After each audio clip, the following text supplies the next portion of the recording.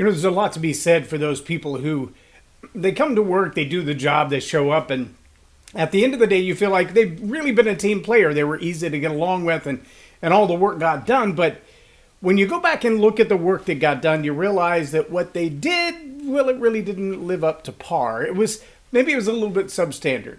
Maybe it's a training issue. You need to spend a little more time teaching them what they need to do. Maybe it's a misunderstanding issue. They didn't really understand the assignment that you gave them.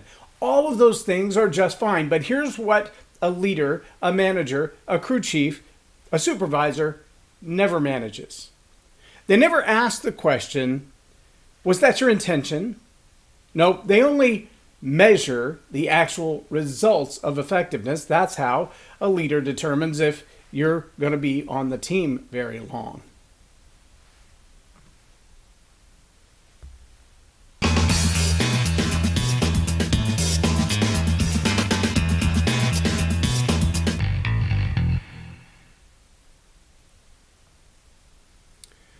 I'm J Loren Norris with Leading Leaders Podcast. And as a leader, as a manager, as a supervisor, I've had people on my team in the past that I felt like they just didn't get it. You give them a task, you say, I need these 5 things done. I need you to accomplish this particular thing. We had a young man that helped us with one of our DJ events one time, and I said, I just need you to run this cable from right here at the mixer table around the room. You'll probably need a couple of extensions, but run it around to that speaker on that side and plug it into that speaker. And when we got done with that run, and I was busy doing other things, probably setting up the photo booth, I came back and went to plug the cable into the mixer that he had run and realized I had the wrong end.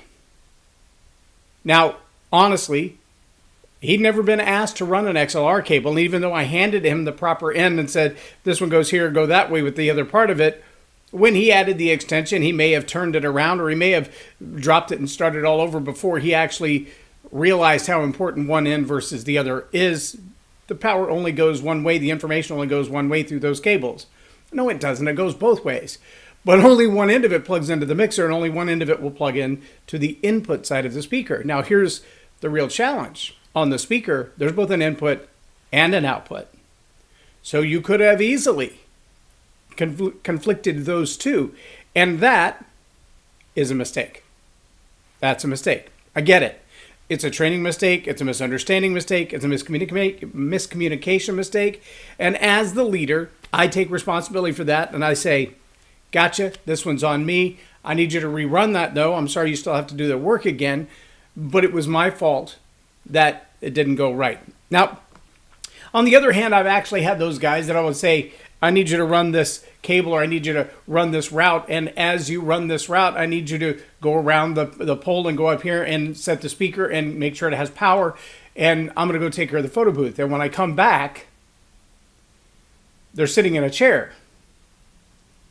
And the speaker's still in its bag, and the tripod's still in the box, and the cable hasn't been run anywhere. And when I ask them, they're like, well, I wasn't sure about how to do X.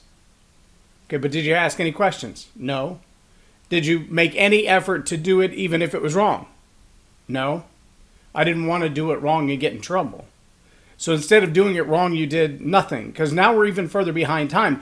Even if you just carried the speaker and the tripod to the location where I told you to put them up, even if you didn't put them on there, at least you've cut half of the labor out. See, that's not a matter of incompetence or training or even the leader's miscommunication. No, that, my friends, is intention. Now, I don't know if the intention was to sabotage or the intention was something entirely different, but it's a difference between a mistake and intentional incompetence or another plan. Now, you can extrapolate that as far as you want to, because we see it in all levels. I saw it in the military. I saw it in the fire department. I had young men when I was a volunteer firefighter, even with more experience than them, even with more age than them, even with more hands-on knowledge of what was going on than them, would absolutely defy what I told them to do, because their intention was to one day be in charge. And they felt like the way to be in charge was to exert their authority now. They felt like if I just don't do what I'm told to do and I do it my way, one day my way will make me the hero, and that will put me in charge from now on. And My friends, that's not the way it works. That's not how you get to be the leader. You don't become the leader because you sabotage the previous, well, some people do. In fact, a lot of dictators do that. If we look back through thousands of years of human history, beware the Ides of March, anyone? Caesar, anyone? Stalin, anyone? Look back through years and what you'll find is that there are those who have an intention to destroy what is so that they can build what they want. That's an intention. But leaders don't measure effectiveness by intention. They measure it by results. So if a leader is looking at you and says, well, your job is A, B, and C, and you're busy doing F, G, and L, then nobody's measuring your F, G, and L. Which means for a while, you can get away with it.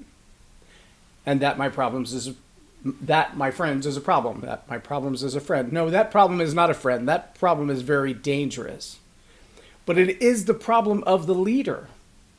See, if you've got people on your team who are not busy doing the A, B's, and C's of the tasks that you've assigned them to, you cannot measure their effectiveness against the comparison of what you expect to be done, the results, the fruit of the labor that you intended for them. If you told them to take care of 3 tasks and they're busy, but they're not doing those 3 tasks, it's really hard to come back and say, well, on a scale of 1 to 10, how did you do? Well, you did 0 because you didn't even try. You made no effort at all. What did you effectively do in the time that I had you on payroll and had you doing tasks for me? Well, you weren't doing tasks for me. You were doing your own thing. And in doing your own thing, you were actually damaging my goals, my objectives. That's not a good plan, my friends. But it is the problem of the leader. And it is the fault of the leader. Because the leader needs to go back and look at those intentions for team alignment. Does this person belong on my team? Do they have the same intentions that we have as an organization? Are they moving in the same direction with us? Do they fit in with our vision? If we look at their skill set, their abilities, their willingness, the things that they're willing to fight for, to work for, to put in the extra time for, are we all on the same page? Or do they have another agenda? And if they have another agenda, what might it be? Are they willing to lie in front of everybody to say, well, I know that was the plan, and I know that's what we said we were going to do, and I know that's what we were told to do, but we decided to do something different, and we did something different very effectively. I've had employees who did that. I've had employees that we had to eventually get rid of, but we had to take it all the way up the chain of command because they were in alignment with other people in the organization who eventually became failures as well. But along the line, they did what they wanted to do, not what they were told to do. That's fine if you have full autonomy. But when an organization has a vision, has an agenda, has a goal, has a purpose, you've got to at least feign that you are part of that purpose, that you are working toward those goals. And this individual didn't even pretend. Well, sometimes they would pretend, straight up lying. Oh, yeah, I'll get that done. Yeah, I'll stay. You go ahead and go home. I'll stay overnight and get that project done. And I come in the next morning and realize they left the building 5 minutes after I did, and they never had any intention of getting it done. It's a good thing I came in 2 hours early so that I could get the work done they were supposed to do after hours the day before. But see, that's the kind of sabotage whose intention, as it was in this individual's case, to have the role as the leader, to be in charge of the business. They didn't want to earn their way to the top. They wanted to sabotage their way to the top. They figured if I take out the head guy, that's my spot. I'm next in line. In fact, I should have been next in line when he got the spot. See, that's the challenge. And a leader who measures only the effectiveness, the leader who says, well, when I ask them to do a task and they do it really, really well. Dan Bongino asks on a regular basis, the old hitter's paradox. If he's a great hitter, why isn't he hitting great? Well, maybe that's about intention, not about competence, not about capability, not about gifts and talents. It's that they have another motive, another agenda operating in the background. Look, if you're a leader, I want to challenge you.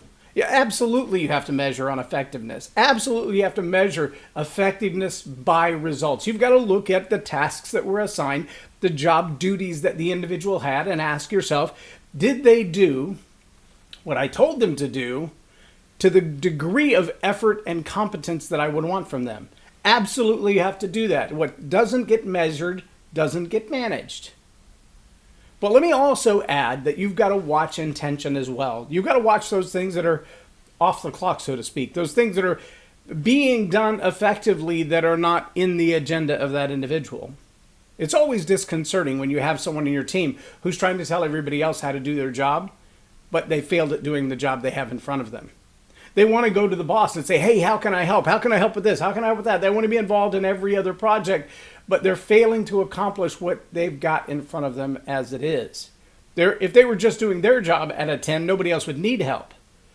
But instead, they're doing their job at a 3 or a 4 and trying to contribute to everybody else's job. That's not just a question of effectiveness. How are their results compared to what you've asked them to do? No, that's a question of intention. And it's time that you stop as a leader and ask the question, are they loyal to the team? Are they doing what needs to be done? Are they actually contributing with alignment to our overall vision and our overall goals? And if they're not, it's probably time to invest a little bit of effort in helping them to find another team to serve, because they're not going to serve your team well at all. I challenge you as leaders, absolutely measure effectiveness, but also take the time to build some parameters to measure intention as well. I'm J Loren Norris with Leading Leaders Podcast for Tell It Like It Is TV. Have a blessed day.